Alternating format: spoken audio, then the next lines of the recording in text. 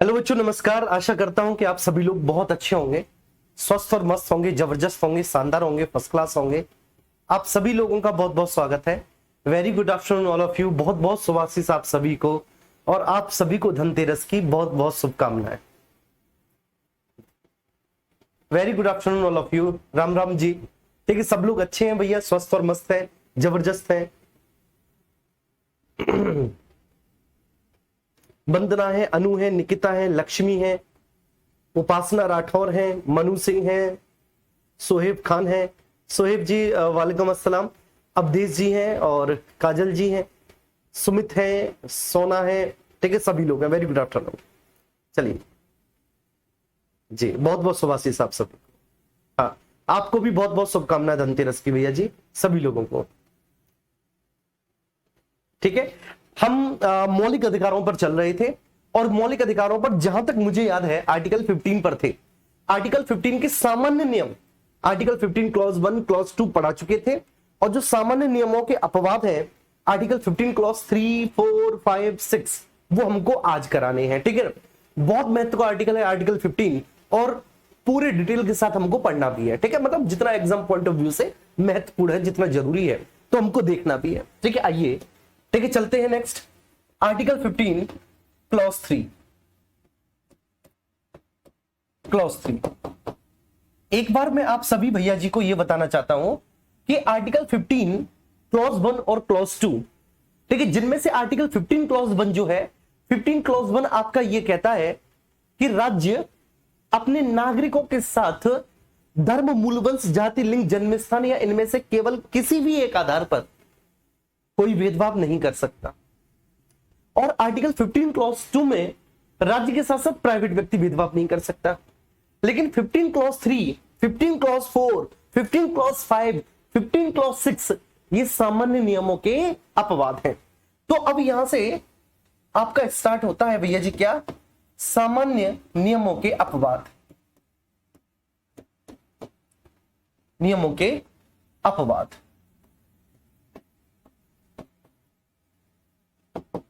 ठीक है भैया जी। यहां से, तो यहां से अब क्या प्रारंभ होता है भैया? सामान्य नियमों के अपवाद।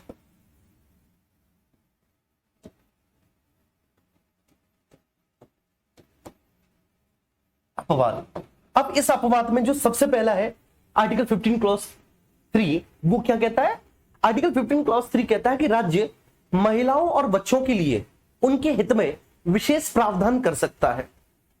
बात समझ में आ रही है? मतलब राज्य महिलाओं और बच्चों के लिए विशेष प्रावधान कर सकता है। अगर राज्य महिलाओं और बच्चों के लिए विशेष प्रावधान कर रहा है तो इसे भेदभाव नहीं माना जाएगा।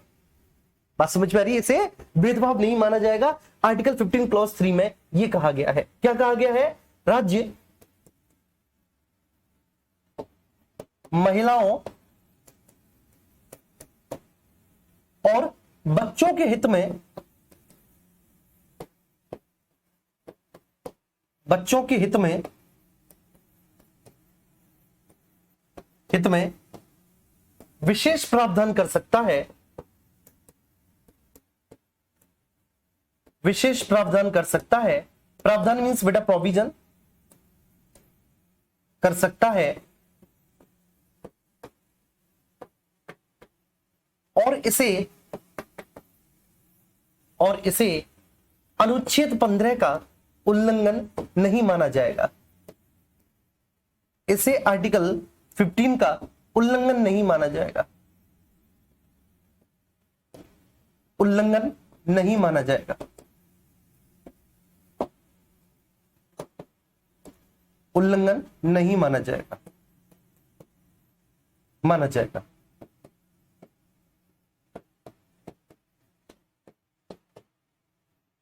नहीं माना जाएगा। ठीक है, ये आर्टिकल 15 क्लॉज 3 है। उम्मीद करता हूं कि आपको बहुत अच्छे से समझ में आ गया होगा। ठीक है, आप सब लोग समझ चुके होंगे, इसमें कोई दो राय नहीं, क्योंकि आर्टिकल 15 क्लॉज 1 और 15 क्लॉज 2 एक सामान्य नियम है। और ये सामान्य नियम ये कहते हैं, क्या कहते हैं बच्चे? सामान्य नियम ये बोलते हैं कि बेसिकली राज्य, ठीक है ना, धर्म, मूल, वंश, जाति, लिंग, जन्मस्थान इनमें से किसी भी एक आधार पर कोई भेदभाव नहीं कर सकता। तो अगर राज्य महिलाओं और बच्चों के हित में कोई भी विशेष प्रावधान करता है, कोई भी पॉलिसी बनाता है, कोई भी कानून बनाता है, तो आप उसे आर्टिकल 15 का उल्लंघन नहीं मानेंगे। बस इतनी सी बात है। अब आर्टिकल 15 क्लॉज 4, देखिए इसे समझते हैं, और आर्टिकल 15 क्लॉज 4 से ही बहुत सारे डिबेट स्टार्ट हो जाएंगे। ठीक है, अब ये एक ऐसा टॉपिक है जिसे वो बच्चा नहीं समझ सकता जो मैं आपको बेसिकली समझा रहा हूं ना, ये वो बातें हैं जिसे वो नहीं समझ सकता बच्चा जो अभी 12th पास करके आया है और जिसकी मानसिक क्षमताएं इतनी है अभी, ठीक है, उसे समझने में बड़ी दिक्कत होंगी। ठीक है, मैं आपको समझाता हूं कैसे। ठीक है, मेरी बात आप समझिए। ठीक है, पूरा कंसंट्रेशन आप यहां पर रखिए। चलिए चलिए, लुकिंग हैंडसम, चलिए जी, धन्यवाद बहुत बहुत। ठीक है ना, वो तो मैं शुरू से लगता था तुमने पहचाना आज है। ठीक है, चलिए बैक टू द टॉपिक, यहां पर आते हैं। अब आर्टिकल 15 क्लॉज 4 पे आते हैं, जो कि बड़ा ही महत्व का आर्टिकल है। ठीक है, इसे हमें समझना है, लेकिन इस आर्टिकल के पीछे अपनी एक कहानी है। वो कहानी क्या है? तो वो कहानी भैया जी मैं आपको यहां पर बताऊंगा, आर्टिकल 15 क्लॉज 4 की पूरी बैकग्राउंड। ठीक है, कि आर्टिकल 15 क्लॉज 4 को कैसे हमने संविधान में शामिल किया, 4 की, ठीक है, पूरी बैकग्राउंड में समझाऊंगा।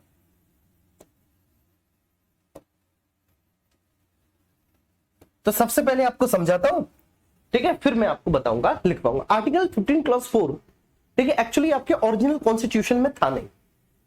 आर्टिकल 15 क्लॉज 4 को प्रथम संविधान संशोधन के माध्यम से जोड़ा गया है।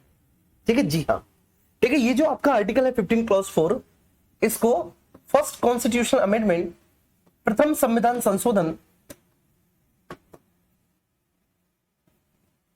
प्रथम संविधान संशोधन 1951 के माध्यम से जोड़ा गया है। देखिए, अब कुछ बच्चे कहेंगे सर प्रथम संविधान संशोधन के माध्यम से तो नौवीं अनुसूची जोड़ी, लैंड रिफॉर्म्स जोड़े। देखो, जब कोई भी कॉन्स्टिट्यूशनल अमेंडमेंट होता है ना, तो उसमें एक से ज्यादा प्रावधानों में संशोधन किया जा सकता है। जैसे कि 42वें संविधान संशोधन में आपने देखा कि कितने सारे प्रावधानों में संशोधन किया गया, कितने सारे उपबंधों में संशोधन किया गया, कितने सारे आर्टिकल्स में संशोधन किया गया। ठीक है, तो एक ही संविधान संशोधन के माध्यम से बहुत सारे प्रोविजंस में संशोधन किया जा सकता है। क्लियर है? तो ऐसे ही पहला संविधान संशोधन 1951 के माध्यम से आर्टिकल 15 क्लॉज 4 को जोड़ा गया है। था क्या? पूरा मामला आप समझिए। यह मामला है, ठीक है, उस समय के मद्रास राज्य का। देखिए, आज मद्रास नाम का कोई राज्य नहीं मिलता, लेकिन उस समय बेसिकली मद्रास राज्य था। तो यह मामला उसी समय के मद्रास राज्य का है। लगभग इस तरह से ये आपके मद्रास राज्य का विस्तार होता था। ठीक है, तो ये मद्रास राज्य का मामला है।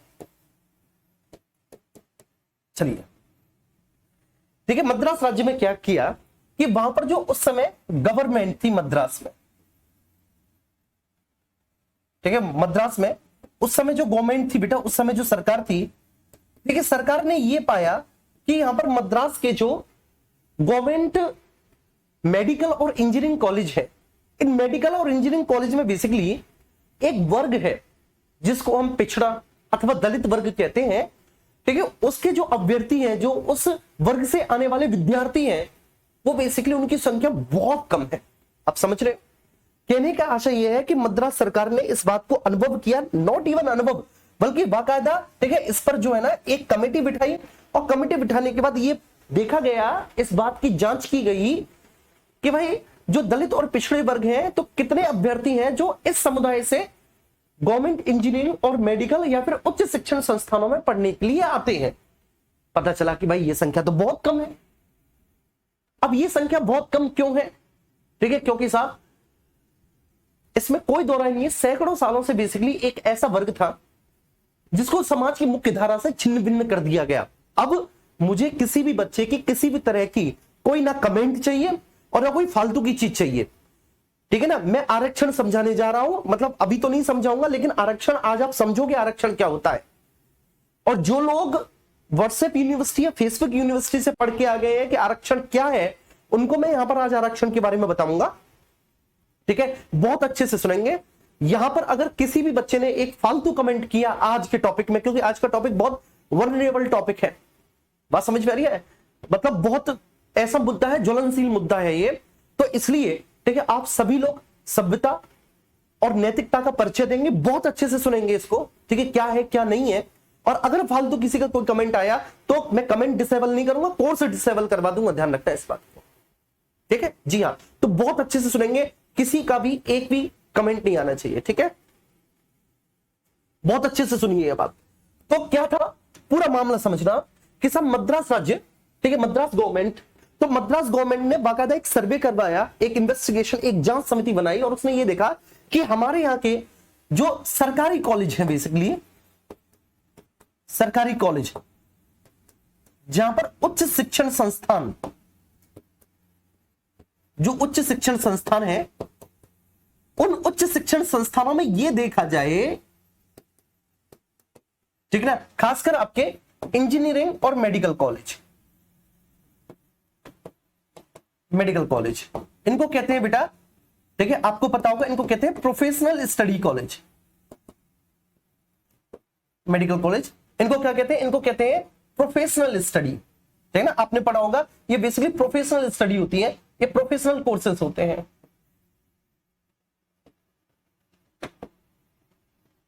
प्रोफेशनल स्टडी कोर्सेज होते हैं, ठीक है। तो इंजीनियरिंग और मेडिकल कॉलेज में कितने ऐसे बच्चे हैं जो समाज के, ठीक है, शैक्षणिक और सामाजिक दृष्टि से पिछड़े हुए वर्ग से आते हैं? किससे आते हैं बेटा? सामाजिक और शैक्षणिक दृष्टि से पिछड़े वर्गों से आते हैं। सामाजिक और शैक्षणिक दृष्टि से पिछड़े वर्ग से आते हैं।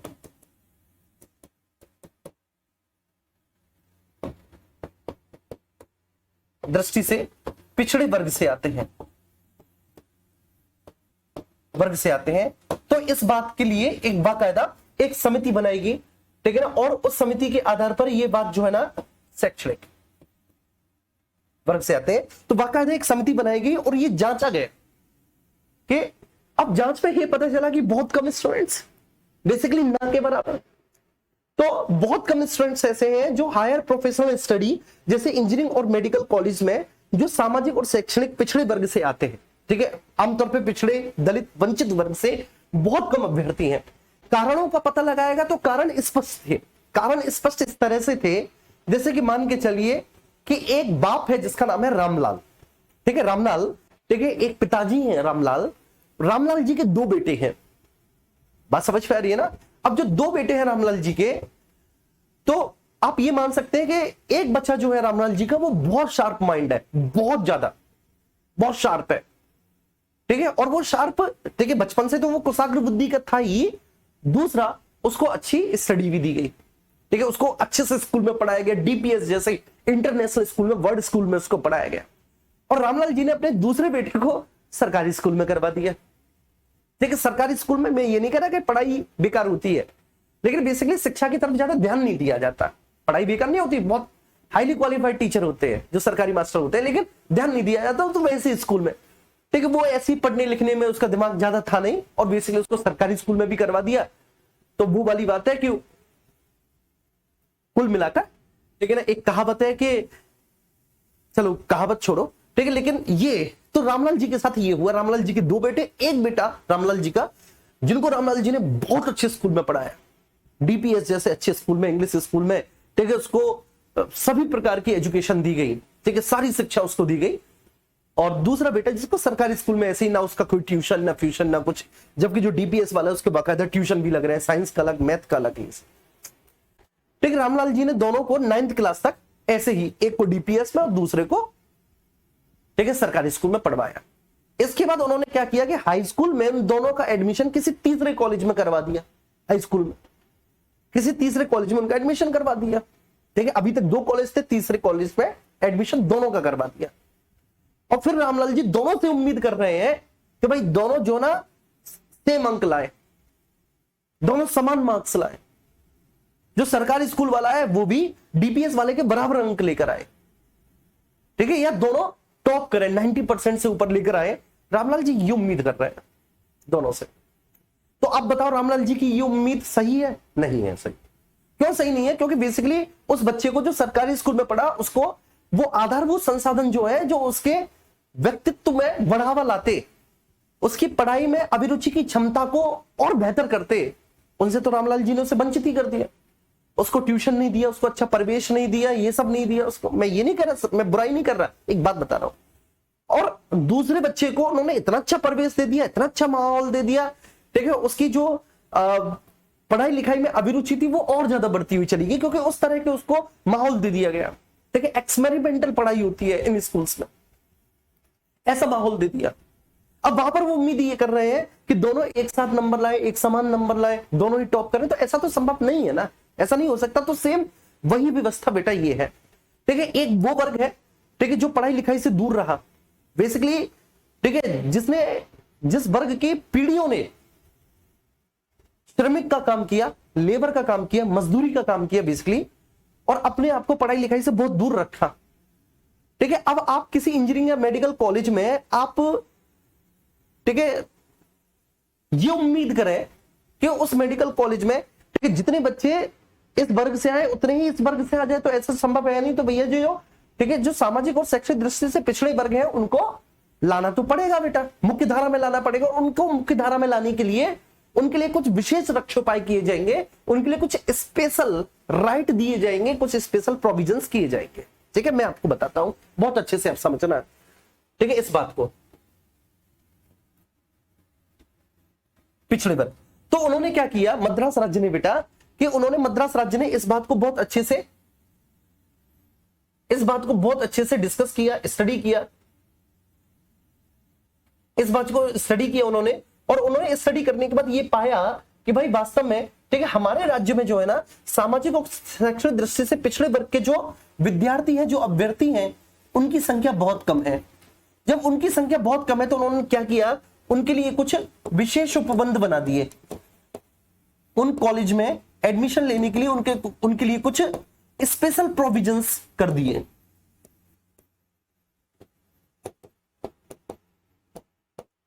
कुछ स्पेशल प्रोविजंस कर दिए उनके लिए बेटा,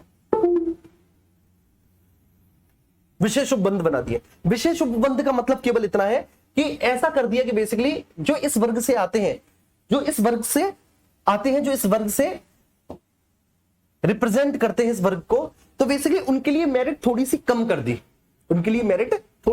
दी, जिससे कि इजीली वो इंजीनियरिंग और मेडिकल कॉलेज में प्रवेश पा सके। ठीक है, अब जब ये काम सबरा किया गया, तो इस काम, जब ये मद्रास राज्य ने ये सारी चीजें कर दी और सामाजिक और शैक्षणिक दृष्टि से पिछड़े हुए वर्ग के विद्यार्थियों को बड़ा इजीली इंजीनियरिंग और मेडिकल कॉलेज में पहुंचाया जा सके, इसके लिए उन्होंने ये प्रोविजन लाए और एक नियम बना दिया कि भाई जो है ना, जो सरकारी कॉलेज है, जो सरकारी उच्च शिक्षण संस्थान है, खासकर जो प्रोफेशनल स्टडी कराते हैं, ठीक है, वहां पर इन वर्ग से आने वाले अभ्यर्थियों के लिए जो कट ऑफ रहेगी वह थोड़ी सी नीचे रहेगी। जैसे आज भी आप देखते हैं कि कट ऑफ जनरल कितनी जाती है, ओबीसी कितनी जाती है, एससी कितनी जाती है, तो कट ऑफ थोड़ी सी नीचे रहेगी। अब मेरी बात आप समझना, ठीक है, ये पूरा मामला जो है, ये एक व्यक्ति के पास गया जिनका नाम था चंपकम दोराइजन। ठीक है, अब यहां से कहानी स्टार्ट होती है। क्या नाम था उनका?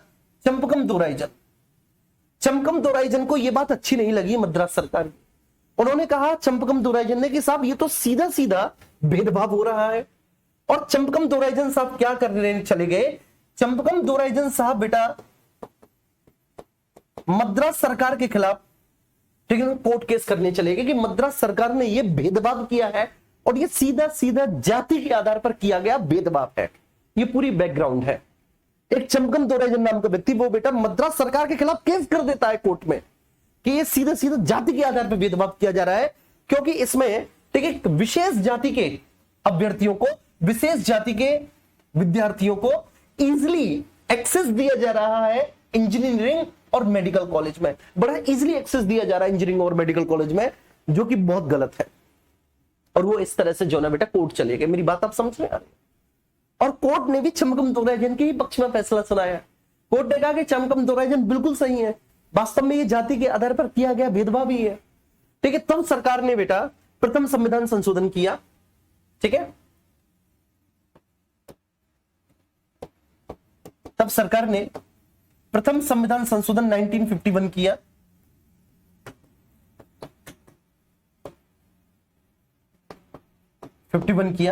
इसके माध्यम से आर्टिकल 15 क्लॉज 4 जोड़ा गया बेटा आपके कॉन्स्टिट्यूशन में।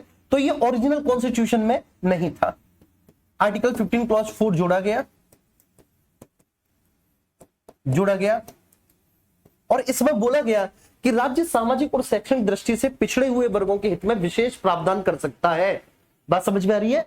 राज्य सामाजिक और शैक्षणिक दृष्टि से पिछड़े हुए वर्गों के हित में विशेष प्रावधान कर सकता है और इसे भी आर्टिकल 15 का उल्लंघन नहीं माना जाएगा, मतलब इसको जाति के आधार पर भेदभाव नहीं माना जाएगा। बस इतनी सी बात थी आर्टिकल 15 क्लॉज 4 की। ये बात आपको समझ में आ गई होगी क्या सर? राज्य सामाजिक, सोशली और शैक्षणिक, एजुकेशनली, राज्य सामाजिक और शैक्षणिक दृष्टि से पिछड़े वर्गों के हितों के लिए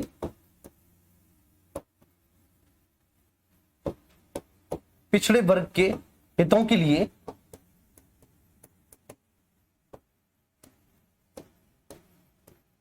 विशेष रक्षोपाय कर सकता है। विशेष रक्षोपाय कर सकता है,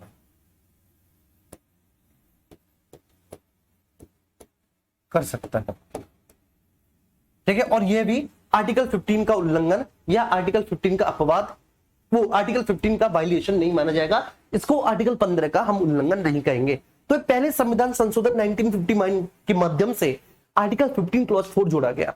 प्रथम संविधान संशोधन 1951 के माध्यम से जोड़ा गया, जिसमें बोला गया कि राज्य सामाजिक और शैक्षणिक दृष्टि से पिछड़े वर्ग के हितों के लिए विशेष रक्षोपाय कर सकता है। पूरा मामला आपके सामने है, क्लियर है। अब ये जब संविधान में बेटा इसको जोड़ दिया, जब इसको संवैधानिक दर्जा दे दिया, तो स्वाभाविक सी बात है, ठीक है, ठीक है, तो ये इसको संवैधानिक दर्जा दे दिया कुल मिलाकर। अब आर्टिकल 15 क्लॉज 4 की बात करेंगे। 15 क्लॉज 4 क्या है?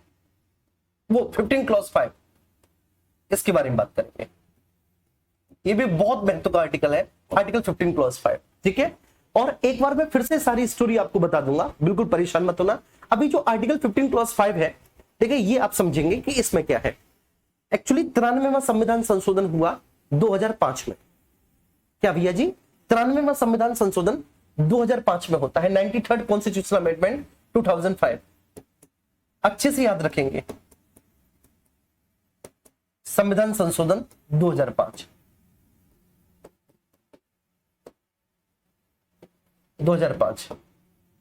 इस 93वें संविधान संशोधन 2005 में, ठीक है, सरकार ने एक प्रावधान शामिल किया, एक नया प्रोविजन जोड़ा हमारे कॉन्स्टिट्यूशन में। वो प्रोविजन ये था कि केवल अल्पसंख्यक वर्गों के शिक्षण संस्थानों को छोड़कर, अल्पसंख्यक वर्गों के शिक्षण संस्थानों को छोड़कर, जैसे कि अलीगढ़ मुस्लिम यूनिवर्सिटी, जामिया मिलिया इस्लामिया यूनिवर्सिटी, ठीक है, तो इस तरह की यूनिवर्सिटी जो बेसिकली अल्पसंख्यक वर्गों के लिए, ठीक है, शिक्षण संस्थान है, तो ऐसे शिक्षण संस्थानों को छोड़कर,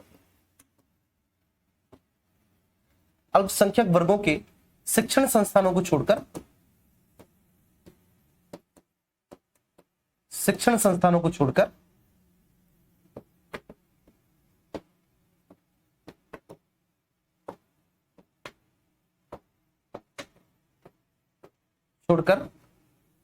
राज्य किसी भी सरकारी अथवा निजी स्कूल में,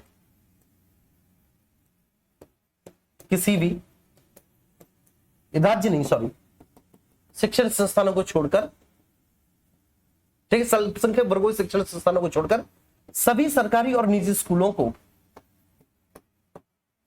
सभी सरकारी पब्लिक निजी स्कूलों को, तो स्कूलों को SC, ST, OBC के लिए, ठीक है, के लिए प्रवेश में स्थान, ठीक है ना, आरक्षित करना होगा, आरक्षित करना होगा, करना होगा, ठीक है। ये आर्टिकल 15 क्लॉज 5 है जी, 15 क्लॉज 5 है, ठीक है। अब ये बात ध्यान रखना है, इसे केंद्रीय शिक्षण संस्थान अधिनियम 2006 के नाम से भी जाना जाता है। किस नाम से बेटा? इसे केंद्रीय शिक्षण संस्थान अधिनियम 2006, केंद्रीय शिक्षण संस्थान अधिनियम 2006 के नाम से जाना, केंद्रीय शिक्षण संस्थान अधिनियम 2006,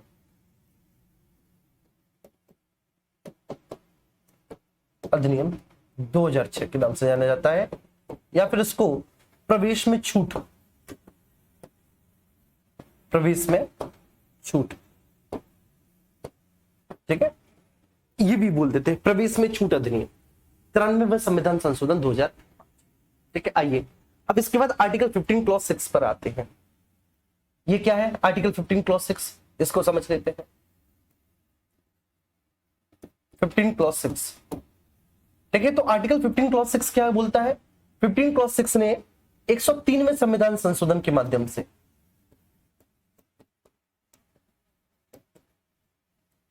संशोधन, ठीक है। तो ये जो 103वां संविधान संशोधन है, इस संविधान संशोधन के माध्यम से इकोनॉमिकली वीकर सेक्शन के लिए विशेष उपबंध किए हैं, स्पेशल प्रोविजन किए हैं।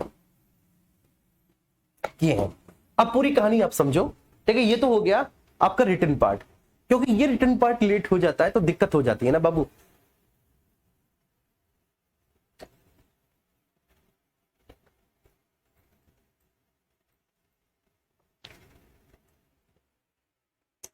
फिर आपको लगता है कि पता नहीं क्यों लेट हो गया, मेरी बात समझेंगे। आर्टिकल 15 क्या है? आर्टिकल 15 कहता है, आर्टिकल 15 का जो टैग है, आर्टिकल 15 का टैग है, ये है धर्म, मूलवंश, जाति, लिंग और जन्मस्थान। धम्मजलज आपको याद है? धम्मजलज। तो धर्म, मूलवंश, जाति, लिंग और जन्मस्थान के आधार पर राज्य कोई भेदभाव नहीं कर सकता। आर्टिकल 15 धर्म, मूलवंश, जाति, लिंग, जन्मस्थान के आधार पर राज्य किसी भी प्रकार का कोई भेदभाव नहीं कर सकता अपने नागरिकों के साथ। ये आर्टिकल 15 का टैग है। आपने आज से पहले कभी भी आर्टिकल 15 को पढ़ा होगा या रटा होगा किसी भी कोचिंग संस्थान में, आपने तो ऐसे ही पढ़ा होगा कि भाई आर्टिकल 15 का मतलब ये होता है कि धर्म, मूलवंश, जाति, लिंग, जन्मस्थान के आधार पर कोई भेदभाव नहीं हो सकता, है ना। यही तो पढ़ा होगा आपने। आज आप पढ़ रहे हैं आर्टिकल 15 के क्लॉजेस, कि भाई आर्टिकल 15 का भी विस्तार है, इसके भी खंड है। अब जैसे सबसे पहला खंड है 15 क्लॉज 1, तो 15 क्लॉज 1 में क्या बोला कि राज्य अपने नागरिकों के साथ केवल धर्म, मूलवंश, जाति, लिंग, जन्मस्थान या इनमें से किसी भी एक आधार पर कोई भेदभाव नहीं कर सकता।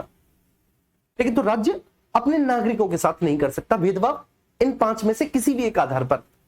तो राज्य छठवें आधार पर भेदभाव कर सकता है, सबसे पहली बात, अपने ही नागरिक के साथ किसी छठवें आधार पर भेदभाव कर सकता है राज्य, ठीक है। और दूसरा, ये केवल नागरिकों को संरक्षण देता है, गैर नागरिकों को नहीं।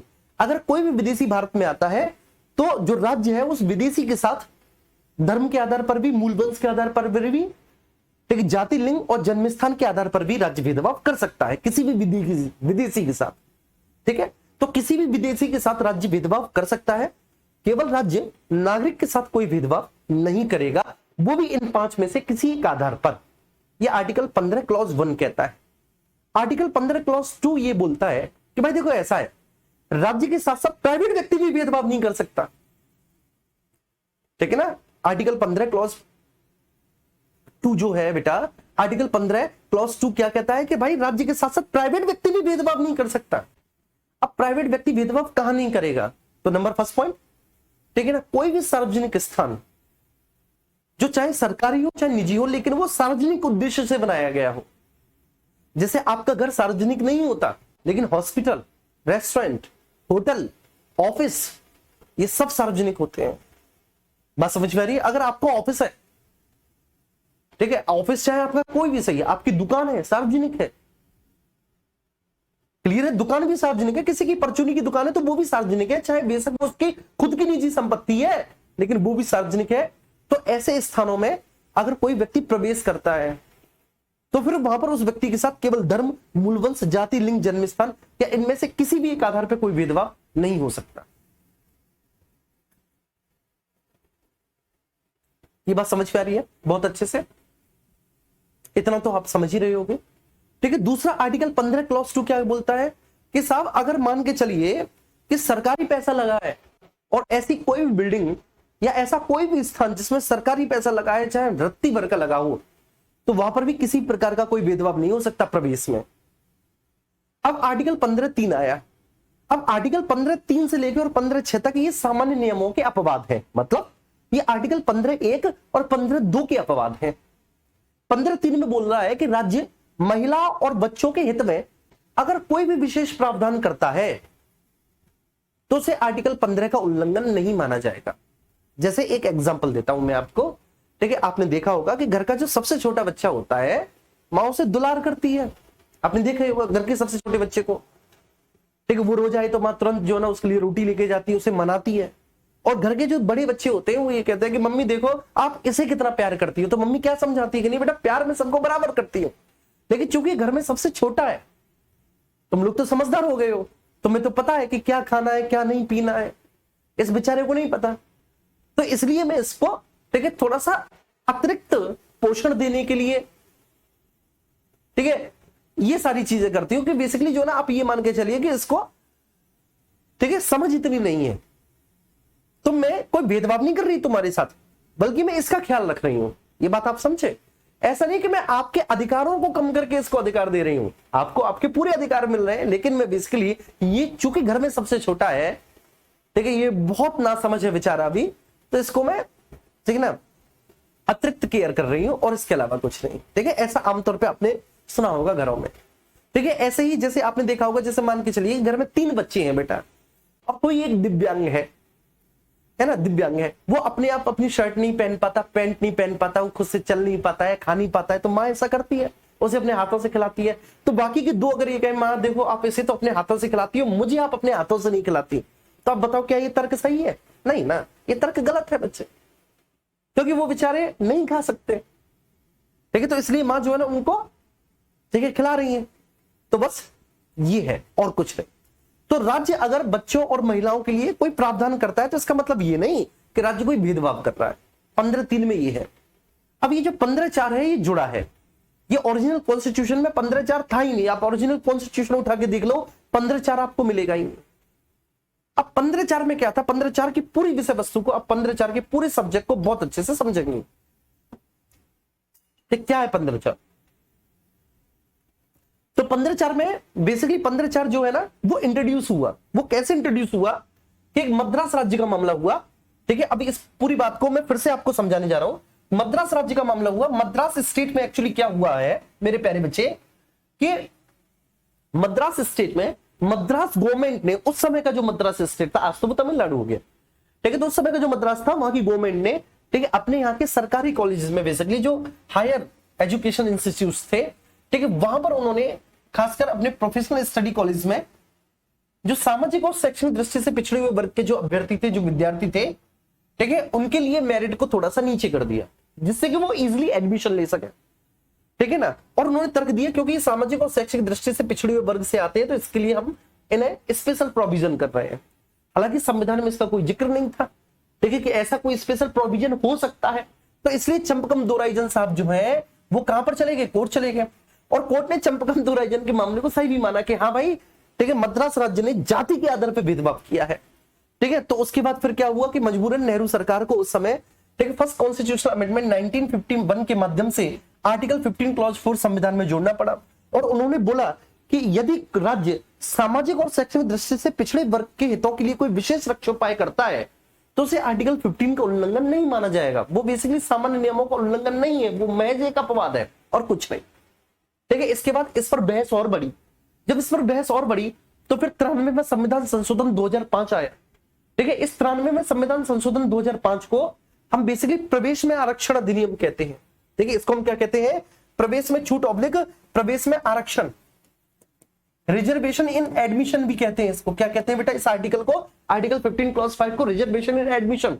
2 बार पूछा गया है पीसीएस में, रिजर्वेशन इन एडमिशन कौन सा आर्टिकल है, और इसको हमने 93 में संविधान संशोधन 2005 के माध्यम से जोड़ा है। ठीक है, इसमें क्या है कि राज्य, बेसिकली जो राज्य है वो केवल अल्पसंख्यक वर्गों के शिक्षण संस्थानों को छोड़कर सभी सरकारी और निजी स्कूलों को SC ST OBC के लिए प्रवेश में आरक्षण देना होगा। ठीक है, आज भी आप देखते हो जब आप बीएड का फॉर्म भरने जाते हो, BTC का फॉर्म भरने जाते हो, ठीक है, तो आपने देखा होगा वहां पर कोई भी स्कूल सही, चाहे सरकारी सही चाहे निजी सही, ठीक है, चाहे गवर्नमेंट हो चाहे प्राइवेट हो, आपने देखा होगा कि उस स्कूल में अगर मान के चलिए कि 100 सीटें हैं बीएड के लिए, ठीक है ना, तो आरक्षण के अनुपात में बेसिकली आपने देखा है कि 14 सीट उसमें SC के लिए होंगी, 5 सीट ST के लिए होंगी।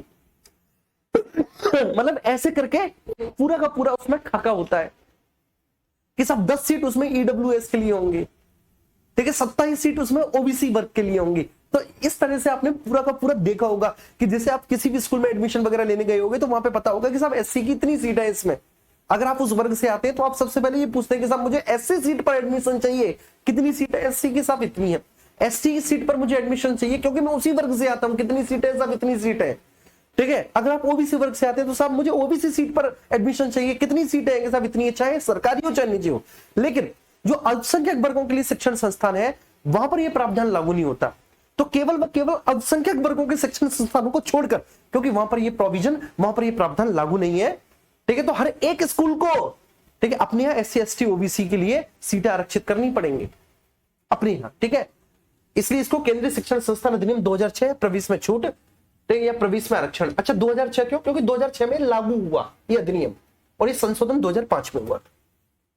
अब इसके बाद आर्टिकल 15 क्लॉज 6, इसको 103 में संविधान संशोधन के माध्यम से जोड़ा गया, आर्टिकल 15 क्लॉज 6 को।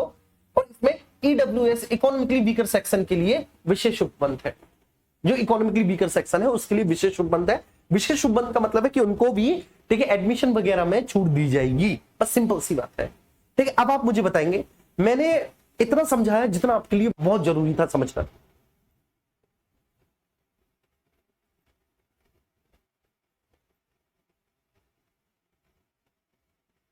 जी अच्छा, एक और बात बता दो बेटा, पॉलिटी की मैराथन आपकी नहीं हो पाएगी क्योंकि 11 तारीख को दिल्ली पुलिस की मैराथन लगी हुई है और दिल्ली पुलिस की मैराथन की वजह से हो नहीं पाएगी आपकी मैराथन। ठीक है, ध्यान रखना। तो वो इस वजह से, क्योंकि वो दिल्ली पुलिस की मैराथन चल रही है, दिल्ली पुलिस का एग्जाम आने वाला है, डेट्स वाई। ठीक है, तो वो नहीं हो पाएगी। कब होगी मैं आगे आपको बता दूंगा, इन्फॉर्म कर।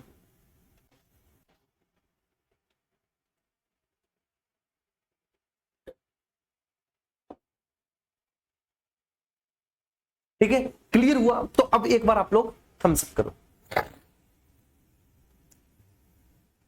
ठीक है, अब एक बार थम्स अप करो। आर्टिकल 15 का एक एक क्लॉज, 15 क्लॉज 1 2 3 4 5 अगर याद हुआ हो क्लास में, मैं याद करवाने की गारंटी लेता हूं। समझ तो बेटा बहुत दूर की बात रही, याद करवाने की।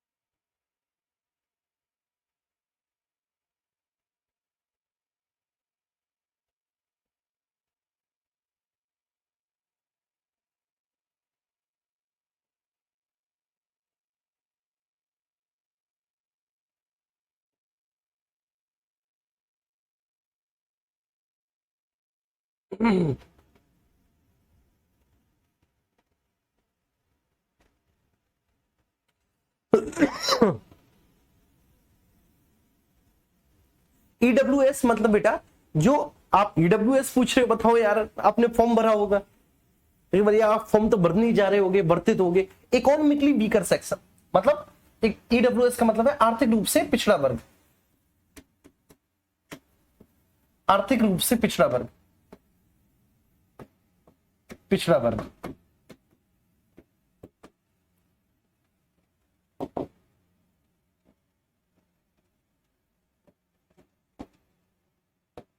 पिछड़ा वर्ग, इसको ईडब्ल्यूएस कहेंगे।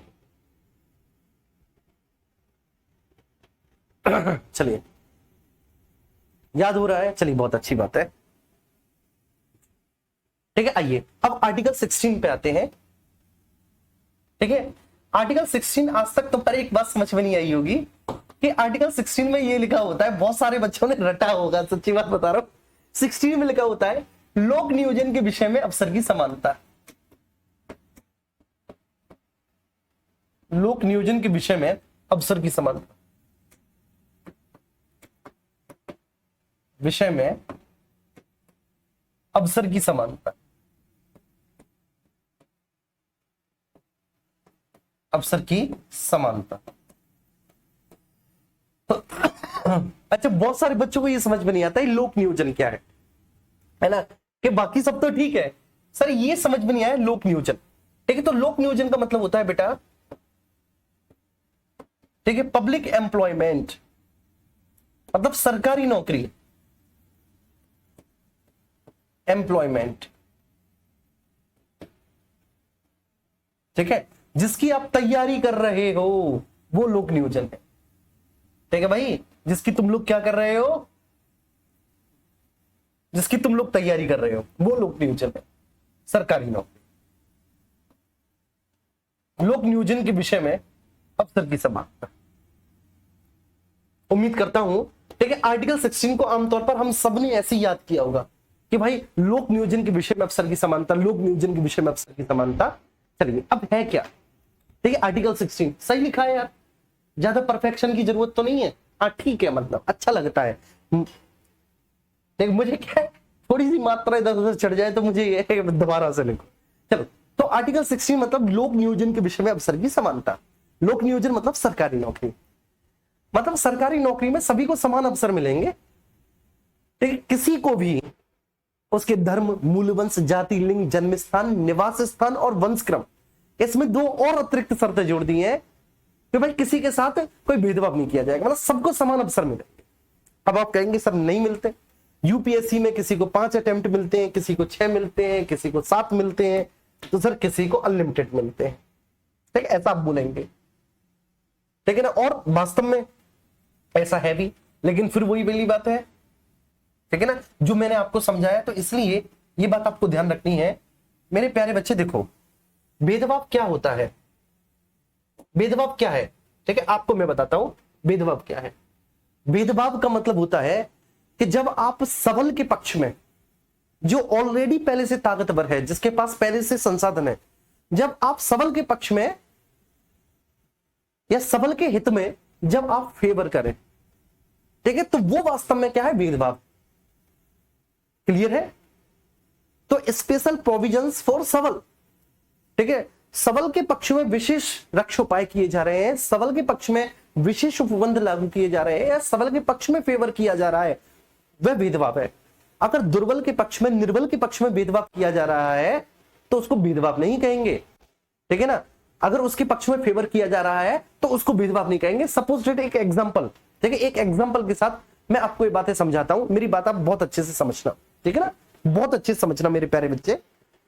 जैसे मान के चलिए सपोज डेट एक व्यक्ति, ठीक है, जो बहुत बूढ़े हैं, बहुत ज्यादा बूढ़े, आपने देखा होगा आमतौर पर, ठीक है, और वो रिक्शा चला रहे हैं। तो कई बार आपके यहां देखा होगा आपने कि कोई पुल होता है, ओवर ब्रिज होता है, तो वहां पर वो जब रिक्शा चलाते हैं तो पुल ओवर ब्रिज पे चढ़ते हैं तो चढ़ नहीं पाते आमतौर पर रिक्शे को लेके, उनकी सांस फूल जाती है, शरीर में इतना दम नहीं होता, इतनी ताकत नहीं होती, ठीक है, और वो बेचारे नीचे उतर जाते हैं। नीचे उतर जाने के बाद फिर वो रिक्शे को खींचते हैं, है ना, खींचते हैं, आपने देखा होगा। अब आप में से ही कई लोग जो बाइक से जा रहे होते हैं, स्कूटी से जा रहे होते हैं, अपनी कार से जा रहे होते हैं, वो अपनी स्कूटी बाइक कार को रोकते हैं वहीं पर, और उसके बाद रोकने के बाद उनके साथ धक्का लगवाते हैं कि अरे चाचा तुम बैठो रिक्शा पे, मैं धक्का लगा रहा हूं। ठीक है, अब दूसरा रिक्शा वाला जो जवान है, जो बाकायदा अपनी सवारी को इजीली ले जा सकता है, वो ये नहीं कहेगा कि भाई ये तो तुम गलत कर रहे हो यार, इसको धक्का लगा रहे हो, हमको नहीं लगा रहे, नहीं कहेगा वो, क्योंकि उसे पता है कि आपने निर्बल के पक्ष में फेवर किया है, ना कि सबल के पक्ष में। भेदभाव तब होता जब आप सबल के पक्ष में फेवर करते। मेरी बात समझ में आ रही है सभी को?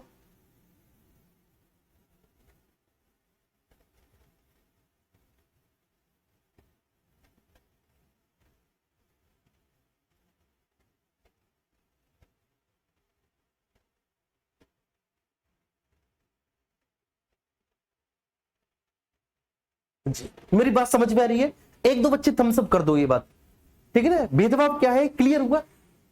तो ठीक है, कई बच्चे ऐसे हैं आरक्षण को भेदभाव बोलते हैं, कहते हैं कि सब भेदभाव है। तो ठीक है, हमें किसी भी एग्जाम को पास करने के लिए 150 नंबर लाने पड़ते हैं, वही हमारे किसी एससी मित्र, ठीक है, 100 पे ही पास हो जाता है, 115 पे ही पास हो जाता है। वो क्यों हो जाता है? ठीक है, उसके पीछे अपनी एक कहानी है बेटा, और वो कहानी आज या कल की नहीं है। ठीक है, वो कहानी अगर आप उसके बैकग्राउंड में जाते हैं तो वो लगभग, ठीक है ना, सदियों से चला रहा है, एक प्रकार का एक सिस्टम है, ठीक है, जहां पर एक वर्ग जो समाज की मुख्य धारा से अलग हो गया, छिन्न भिन्न हो गया, ठीक है, जिसको शोषित, वंचित और ठीक है पिछड़ा करार दे दिया गया। अब उसको मुख्य धारा में लाना, ये भी तो हमारा ही काम है कि मुख्य धारा में लाना है बेटा। अब मुख्य धारा में लाने के लिए अगर उनके हित में हम कोई फेवर कर रहे हैं तो ये भेदभाव नहीं है।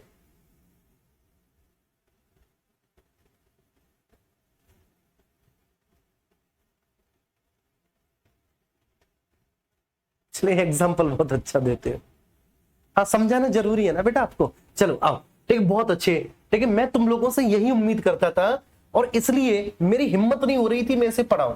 मैं सच्ची बात बता रहा हूं, मेरी हिम्मत ये हो रही थी कि मैं आर्टिकल 16 और 15 के क्लॉजेस को छुड़वा दूं। ठीक है, क्योंकि मुझे पता था कि कंट्रोवर्सी, अब जैसे आर्टिकल 12 में, ठीक है, मैंने जो स्टेट के बारे में, क्योंकि आपने पूछा मुझसे लास्ट क्लास में कि सर किस किस को स्टेट माना गया है, एग्जाम में आए, एक बच्चे का कमेंट था और मैं एक एक बच्चे के कमेंट को सीरियसली लेता हूं। तो एक बच्चे का कमेंट था कि सर किस किस को स्टेट माना जाएगा, इस आधार पर किस किस को नहीं माना जाएगा, एग्जाम में आ गया। तो अगले दिन जब मैं क्लास लेने आया तो वो मैंने लिखा दिया कि चलो ठीक है। मैंने देखा कि ग्रुप में कुछ बच्चे कह रहे हैं कि नोट्स तो हमारे बन ही नहीं पा रहे सही से। तो कई बार जो ना टीचर भी अपने आप को सीमित कर लेता है कि अरे यार छोड़ो यार, ठीक ना।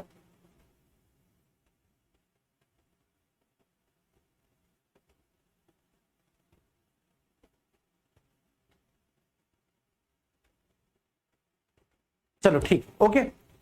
अब मैंने बोला कोई कंट्रोवर्सी नहीं।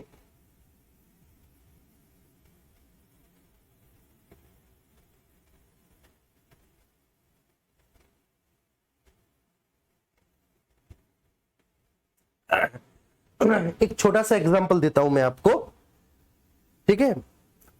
मेरा मानना क्या है आरक्षण के बारे में, जैसे एक बच्चा बोल रहा है सर आपका क्या मानना है, 16 में पढ़ाऊंगा अभी, क्योंकि 16 तो आज मुझे कंप्लीट करवाना है। तो एक बच्चा कह रहा है कि सर आपका क्या मानना है, मैं आपको बता दे रहा हूं। मेरा मानना यह है कि एक बार जो आरक्षण से लाभ ले चुके हैं, जो एक बार मुख्य धारा में आ चुके हैं, एक बात समझ पा रहे, जैसे मान के चलिए मेरी कोई दोस्त है, ठीक है, उनके पिताजी सरकारी नौकरी में थे, तो अब उनके पिताजी जब सरकारी नौकरी में थे मेरे उस दोस्त के, तो वो मुख्य धारा में आ ही चुके हैं, क्योंकि सरकारी नौकरी लेने के बाद, ठीक है, आपका जो आसपास का परिवेश होता है, जो आपका शिक्षा का स्तर होता है, जो आपके आय का स्तर होता है, वो अच्छा खासा हो ही जाता है। तो नहीं मिलना चाहिए, ठीक है ना। जो एक बार लाभ ले चुके हैं नहीं होना चाहिए वास्तव में। अब लेकिन है क्या बेटा, ये इतना बड़ा पॉलिटिकल मुद्दा है कि किसी सरकार की हिम्मत नहीं पड़ रही। इसको कहते हैं क्रीमी लेयर, ठीक है। ओबीसी में ये क्रीमी लेयर का सिद्धांत है, लेकिन अभी ये एससी एसटी में नहीं है क्रीमी लेयर का सिद्धांत। ओबीसी में एक बार जो सरकारी नौकरी से इसका लाभ ले चुके हैं आरक्षण का, ठीक है, अब उनके आने वाली संततियों को इसका लाभ नहीं मिलेगा। लेकिन एससी एसटी में अब भी है, ओबीसी में ये नहीं है।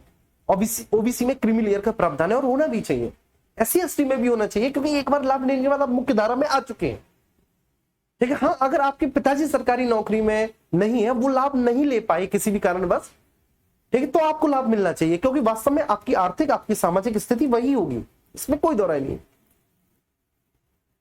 ठीक है। लेकिन मेरे हिसाब से आज वर्तमान में, आज क्या है बेटा, आज वर्तमान प्रसंग ये है कि आय के आधार पर आज आपकी सामाजिक स्थिति का निर्धारण हो रहा है। देखो मैं एक छोटा सा एग्जांपल दे रहा हूं, आज आय के आधार पर आपकी सामाजिक स्थिति का निर्धारण हो रहा है। जातिगत आधार पर सामाजिक स्थिति का निर्धारण गांव में, ठीक है, थोड़ा बहुत है, सीमित है, ठीक है, और वो बेसिकली गांव से शहर पहुंच भी नहीं पाएगा, ठीक, गांव से वो शहर में नहीं पहुंच पा रहा। लेकिन अपवाद हर जगह होते हैं, जैसे बोला गया है। लेकिन ये मेरा मानना ये है, आपने मुझसे पूछा तो मैंने बोल दिया, ठीक है, कि मेरा क्या मानना है, ये है मेरा मानना, ठीक है। लेकिन मेरा दूसरा मानना एक और आप सुनिए कि वास्तव में मेरे प्यारे बच्चे, ये मैं एक छोटा सा आपको प्रसंग बताऊंगा। मेरे पिताजी ने खुद कहा था कि जब हम स्कूल में पढ़ते थे, हाई स्कूल की बात है बेटा, तो हम पढ़ रहे थे हाई स्कूल में, और हाई स्कूल में हमारे ही गांव के, हमारे ही साथ हमारे ही दोस्त थे वो, ठीक है, जो कि बेसिकली एक समुदाय से आते थे, ठीक है, जाटव समुदाय से आते थे, तो वो भी पढ़ते थे हमारे साथ हमारे स्कूल में। तो हमारे जो स्कूल के टीचर थे, ये पिताजी के शब्द है, मेरे पिताजी के, कि हमारे जो स्कूल के टीचर है उनसे कह देते थे कि जा भाई तू ये काम करके आ, जा भाई तू वो काम करके आ, और तब तक, ठीक है, कोई एक बहुत महत्वपूर्ण चीज वो हमको पढ़ा देते थे जो एग्जाम में आने वाली होती थी, और फिर हमसे कहते थे कि पढ़ लो निकम्मो, नहीं तो ये तुमसे आगे निकल जाएंगे और ये फिर तुम पर राज करेंगे। ऐसी मानसिकता लोगों की थी, ये हकीकत बात बता रहा हूं मैं आपको। और तब हमारे पिताजी छोटे थे, पापा कहते हैं कि तब तो हमारी समझ में नहीं आया, लेकिन बाद में हमें लगा कि अगर मास्टर इस तरह की बात कर रहे हैं और इस तरह की मानसिकता हमारे ऊपर थोप रहे हैं, तो ये समाज में कितने अंदर तक चीज घर कर चुकी होगी, कितनी गहरी चीज होगी ये। भेदभाव तो होता था, इसमें कोई दो राय नहीं है बेटा, ठीक है ना, कोई दो राय नहीं, भेदभाव होता था। और ठीक है ना, अगर आप आज से 50-100 साल पहले भी जाके देखेंगे तो शिक्षा से भी वंचित किया जाता था, नहीं बहुत पढ़ने दिया जाता था, ये भी बात हकीकत है, बात समझ में आ रही है। और कभी भी, एक और बात बता दूं मैं आपको, बस 1 मिनट में लूंगा बस, कभी भी अपनी जाति को, आप जिस भी जाति में पैदा हुए, महज एक संयोग है, इसमें आपका कुछ परिश्रम नहीं है। आपका क्या परिश्रम है बताइए? ये महज एक संयोग कि आप जिस जाति में पैदा हुए, तो जाति को कभी भी अपने गर्व की विषय मत बनाओ, अपने कर्म को बनाओ कि आपने क्या अचीव किया मेहनत करके, वो आपके गर्व का विषय होना चाहिए, वो आपकी प्रशंसा का विषय होना चाहिए, जाति नहीं। आजकल फेसबुक इंस्टाग्राम पे देखो, ठीक है, फलाने को छोरा, फलाने को छोरा। अब मैं बड़ा चिंतित हो जाता हूं कई बार कि बताइए ये बच्चे अभी कितने अबूझ हैं, कितने मासूम हैं, इनको पता ही नहीं कि जाति इनका क्या इसमें रोल है, बताइए। अरे भाई, आप जैसे मैं मान के चलिए, मैं देखिए ठाकुर परिवार में पैदा हुआ, मैं जाटव परिवार में भी हो सकता था, मैं वाल्मीकि परिवार में भी हो सकता था, मैं ब्राह्मण परिवार में भी हो सकता था, मैं वैश्य परिवार में भी हो सकता था, मैं किसी भी परिवार में, मुस्लिम परिवार में भी हो सकता था, ईसाई में भी। लेकिन मैंने क्या अचीव किया? मैंने ये अचीव किया कि मैंने मेहनत की, मैंने पढ़ाया, ठीक है, मैंने बच्चों को बिल्कुल छोटे छोटे बच्चों की तरह कैमरे के सामने भी ऐसे पढ़ाया जैसे मेरे सामने बैठ रहे। आज बच्चा मुझे बहुत प्यार करता है, बहुत प्यार करता है। बच्चा प्यार करता है तो शिक्षण संस्थान मुझे बहुत प्यार करते हैं, मुझे बहुत अच्छी, ठीक है ना, सम्मान देते हैं। तो ये कमाया। तो आपने क्या कमाया? अपने कर्मों के आधार पर। कभी जाति या किसी धर्म में पैदा होने पर वो कभी भी आपके अभिमान का, गर्व का विषय नहीं होना चाहिए। बस मेरी इतनी सी बात है। और ना उस पर कभी अहंकार करना चाहिए। ये बात आज से आप प्रॉमिस कर लीजिए। मेरी आपसे छोटी सी रिक्वेस्ट है। और आप ही लोग हो जो आगे चल के बेटा, ठीक है, चीजों को बदलोगे। आप सिस्टम बदलने वाले हो, आप ऐसे छोटे मोटे नहीं हो। जब आप सरकारी नौकरी आपकी लग जाएगी, तो आपकी सरकारी नौकरी लग जाने के बाद जो आपके आसपास जो छोटे छोटे बच्चे जो आपसे इंस्पिरेशन लेके वो सरकारी नौकरी की तैयारी करेंगे, तो वो आपकी मानसिकता के साथ सीधे तौर पे जुड़ेंगे। और जब आप उनको ये बात समझाओगे, तो वो आपके बात को फॉलो करेंगे, क्योंकि वो आपको अपना आदर्श मानते हैं, वो इस चीज को फॉलो करेंगे।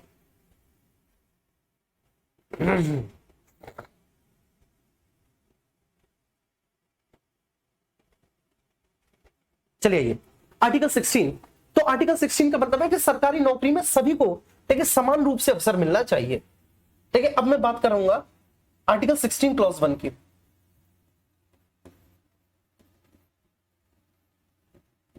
क्लॉज 1 की, ठीक है। अब ये जो आर्टिकल 16 क्लॉज 1 है बेटा, ये क्या कह रहा है? ये कह रहा है कि राज्य के अधीन नियुक्ति एवं नियोजन के संबंध में सभी नागरिकों को अवसर की समानता होगी। राज्य के अधीन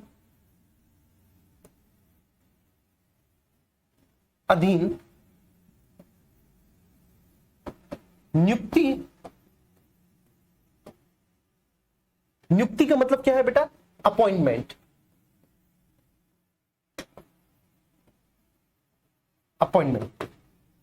नियुक्ति एवं नियोजन के संबंध में, नियोजन मतलब एम्प्लॉयमेंट।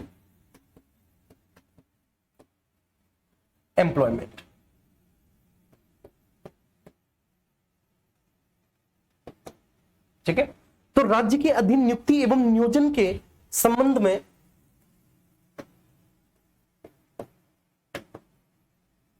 सभी नागरिकों को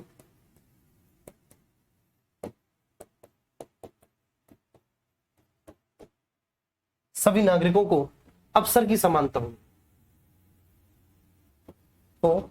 अवसर की समानता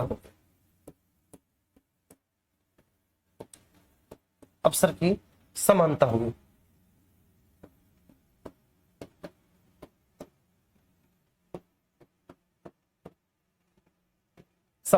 बस सिंपल सी बात है। अब मतलब क्या है बच्चे? तो राज्य के अधीन नियुक्ति और नियोजन के संबंध में सभी नागरिकों को अवसर की समानता होगी। अब इसका आप मतलब समझो। इसका मतलब ये है मेरे प्यारे बच्चे कि आर्टिकल 16 का जो अधिकार है, वो राज्य के विरुद्ध है और केवल भारत के नागरिकों को है। भाई आर्टिकल 16 का जो मौलिक अधिकार है वो केवल राज्य के विरुद्ध है और केवल भारत के नागरिकों को है। राज्य के विरुद्ध भारत के नागरिकों को। अब जैसे अंकित भाटी सर है, एक बहुत बड़ा शिक्षण संस्थान चलाते हैं, रोजगार विद अंकित, ठीक है। तो वो अपने यहां अपॉइंटमेंट पे या एम्प्लॉयमेंट पे भेदभाव कर सकते हैं। बात समझ में आ रही है? तो वो अपॉइंटमेंट और एम्प्लॉयमेंट में भेदभाव कर सकते हैं। क्लियर है? क्योंकि वो प्राइवेट व्यक्ति हैं। कोई भी शिक्षण संस्थान है, ठीक है, जैसे मान के चलिए SCL है, ठीक है, एक निजी कंपनी है, या फिर कोई भी प्राइवेट शिक्षण संस्थान है, या फिर कोई भी एक कंपनी है, ठीक है ना। लाइक कोई भी कंपनी बेटा, चाहे वो ऑटोमोबाइल सेक्टर की हो, चाहे वो आईटी सेक्टर की हो, सीएस सेक्टर की हो, सिविल सेक्टर की हो, कोई भी प्राइवेट कंपनी, मेरी बात समझिए, कोई भी प्राइवेट कंपनी, ठीक है, वो भेदभाव कर सकती है जाति के आधार पर, लिंग के आधार पर, ठीक है, मूल वंश के आधार पर, निवास स्थान के आधार पर वो भेदभाव कर सकती है। बात समझ पा रही है? अब जैसे इसमें बोला गया है कि निवास स्थान के आधार पर भी भेदभाव नहीं हो सकता, अंकित सर चाहे भेदभाव कर सकते हैं, क्योंकि भाई उनको ऐसे टीचर चाहिए जो उनके ऑफिस के आसपास के हो, वो ऑफिस आके पढ़ा सके, वो कर सकते हैं भेदभाव। बात समझ पा रही है? तो वो निवास स्थान संबंधी शर्त लगा के भेदभाव कर सकते हैं कि भाई मुझे ऐसा शिक्षक चाहिए जो ऑफिस आके क्लास ले। ठीक है, अब जो शिक्षक बिहार से हैं, या फिर जो शिक्षक आपके रतलाम से हैं, या फिर जो शिक्षक आपके झारखंड के हैं, या जो शिक्षक आपसे आपके ठीक है तमिलनाडु के हैं, तो वो ऐसे शिक्षकों को हायर नहीं करेंगे, क्योंकि भाई वो उनके स्टूडियो आके क्लास नहीं ले पाएंगे। क्लियर है? लेकिन सरकार नहीं कर सकती। ठीक है, सरकार नहीं कर सकती, सरकारी नौकरी में नहीं हो सकता। अब जैसे मान के चलिए मैं एक शिक्षण संस्थान चलाता हूं, मैं प्राइवेट व्यक्ति हूं, मैं जाति के आधार पर भेदभाव कर सकता हूं। मैं चाहूंगा कि मेरी जाति के लोग मेरे शिक्षण संस्थान में आए। मैं धर्म के आधार पर भेदभाव कर सकता हूं, हो सकता है कि मैं चाहूं कि मेरी धर्म के लोग मेरे शिक्षण संस्थान में पढ़ाएं। मैं जन्म स्थान के आधार पर भेदभाव कर सकता हूं, हो सकता है कि मैं इस आधार पर भेदभाव कर दूं कि जो अलीगढ़ में जन्मे हो वही मेरे इंस्टीट्यूट में पढ़ाए। मैं कर सकता हूं, राज्य नहीं कर सकता। ठीक है, राज्य भेदभाव नहीं कर सकता अपने नागरिकों के साथ। ठीक है, तो ये बात आपको ध्यान रखनी है बहुत अच्छे से। ये मैं लिखवा नहीं रहा, लेकिन आपको ध्यान रखनी है कि आर्टिकल 16 का जो मौलिक अधिकार है वह राज्य के विरुद्ध केवल भारत के नागरिकों को है। ठीक है, प्राइवेट व्यक्ति पर लागू नहीं होता, और राज्य ठीक है विदेशियों के साथ भेदभाव कर सकता है।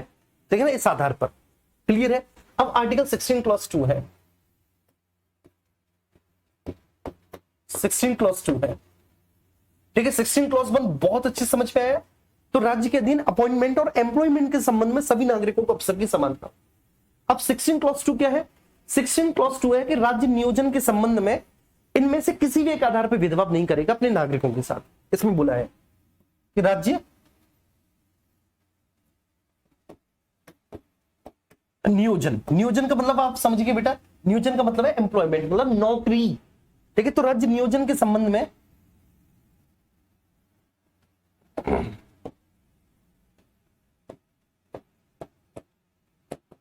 राज्य नियोजन के संबंध में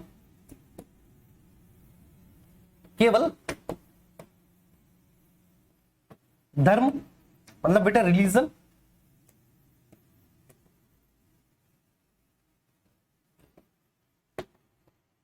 केवल धर्म, मूल वंश मीन्स रेस, जाति,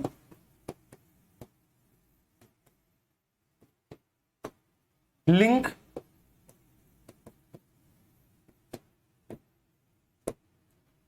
जन्म स्थान, बर्थ प्लेस,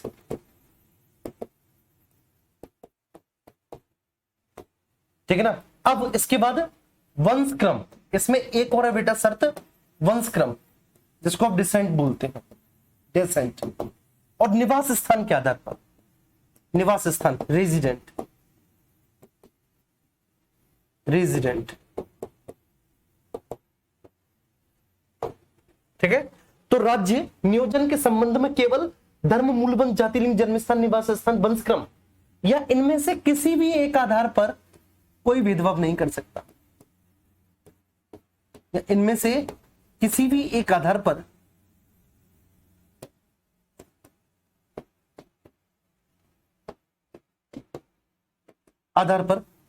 कोई भेदभाव नहीं कर सकता।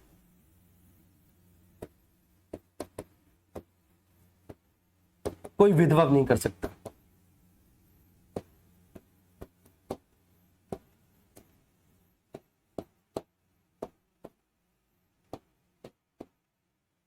नहीं कर सकता। ठीक है, 15 क्लॉज 2 सॉरी 16 क्लॉज 2 समझ में आ गया होगा। अब इसमें निवास स्थान भी शर्त लगा दी कि राज्य निवास स्थान के आधार पर भी भेदभाव नहीं कर सकता। ठीक है, चलिए अब वही, अब यहां से स्टार्ट हो जाएंगे सामान्य नियमों के अपवाद। सामान्य नियमों के अपवाद।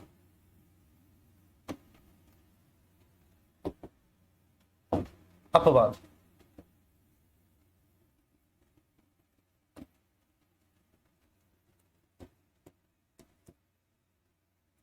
ठीक है, और अपवाद में है आर्टिकल 16 क्लॉज 3। अब इसमें 16 क्लॉज 3 में क्या है, 16 क्लॉज 3 में बोला गया है कि राज्य निवास स्थान संबंधी शर्त आरोपित कर सकता है, मतलब राज्य निवास स्थान के आधार पर भेदभाव कर सकता है। जैसे 15 क्लॉज 3 में बोला था ना कि महिला और बच्चों के लिए भेदभाव कर सकता है राज्य, तो ऐसे इसमें बोला है कि राज्य निवास स्थान संबंधी शर्त आरोपित कर सकता है नियोजन के मामले में। तो राज्य एम्प्लॉयमेंट के संदर्भ में, एम्प्लॉयमेंट के संदर्भ में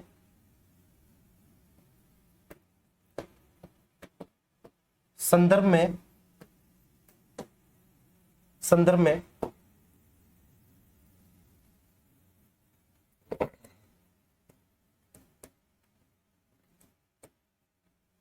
संदर्भ में निवास स्थान संबंधी शर्त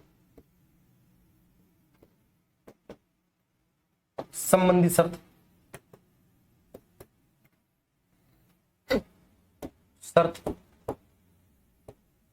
आरोपित कर सकता है।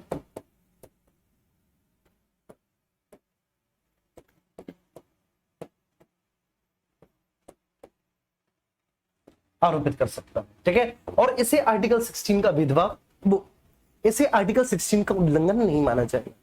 मतलब कहने का आशय क्या है कि राज्य नियोजन के संदर्भ में निवास स्थान संबंधी शर्त आरोपित कर सकता है। अब आप कहेंगे सर ये क्या हुआ, इसमें तो सीधा सीधा बोला था कि राज्य निवास स्थान के आधार पर कोई भेदभाव नहीं कर सकता। भाई 16 क्लॉज 2 में तो सीधा बोला है कि राज्य निवास स्थान के आधार पर कोई भेदभाव नहीं कर सकता। अब सर ये क्या बात हुई कि इसमें बोला है कि निवास स्थान के आधार पर भेदभाव किया जा सकता है। तो देखो मैं आपको बता रहा हूं बच्चे, ये क्यों लाया आर्टिकल 16 क्लॉज 3, और ये मूल संविधान में ही था, ये जोड़ा नहीं है, ये मूल संविधान में ही था बेटा, ये जोड़ा नहीं है, ठीक है ना। ये मैं आपको बता रहा हूं क्यों, इन शॉर्ट्स बहुत जल्दी से बता रहा हूं, फिर मुझे 16 क्लॉज 4 भी बताना है आपको, ठीक है। देखो सुनो, ये इसलिए संविधान में जोड़ा बेटा कि कुछ ऐसे क्षेत्र होते हैं अनुसूचित जनजाति क्षेत्र आमतौर पर, ठीक है, जैसे कि आपने देखा होगा मिजोरम, मेघालय, ठीक है ना, इधर दक्षिण में आप चले जाइए, ठीक है ना, नीलगिरी वाले क्षेत्र में चले जाइए, तो यहाँ पर अनुसूचित जनजाति क्षेत्र होते हैं। इन क्षेत्रों में मेरे प्यारे बच्चे, जो वहां के मूल निवासी होते हैं वो बिल्कुल भी इस बात को स्वीकार नहीं करते कोई बाहरी व्यक्ति वहां पर आके प्रशासन करे।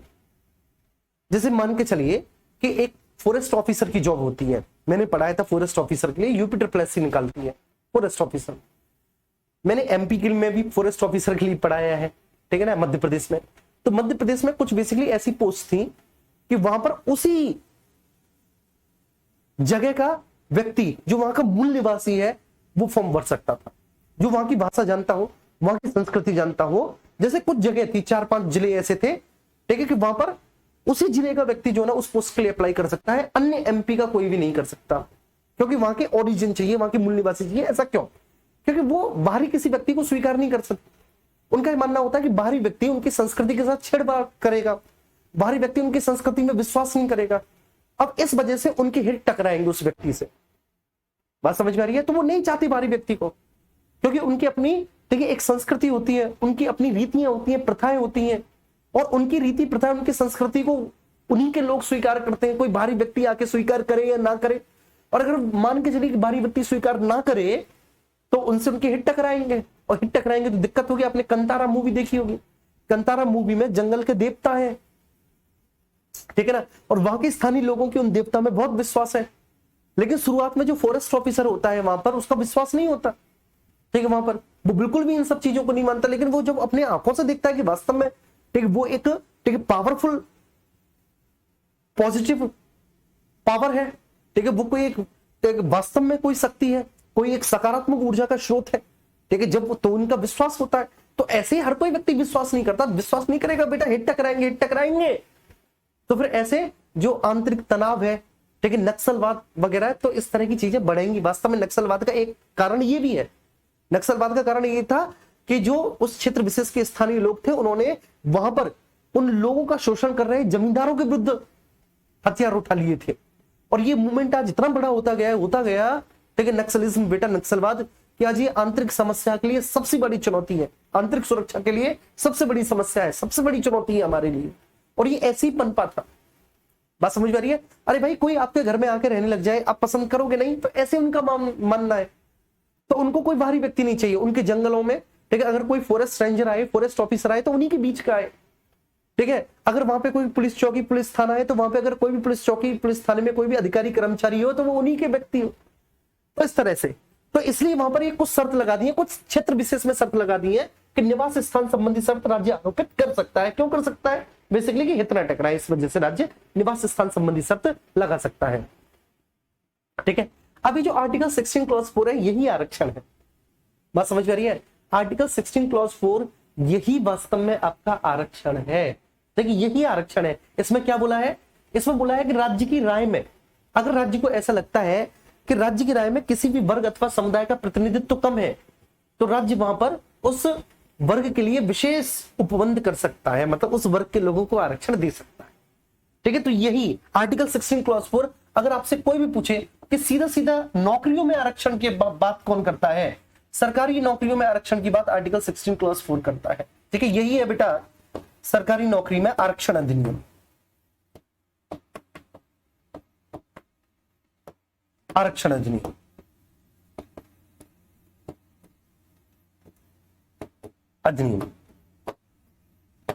ठीक है, कल मैं इसे कंटिन्यू करूंगा 16 क्लॉज 4 को।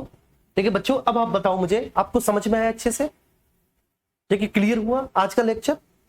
ठीक है, और इसलिए ठीक है बहुत अच्छे से समझो सब लोग इस बात को।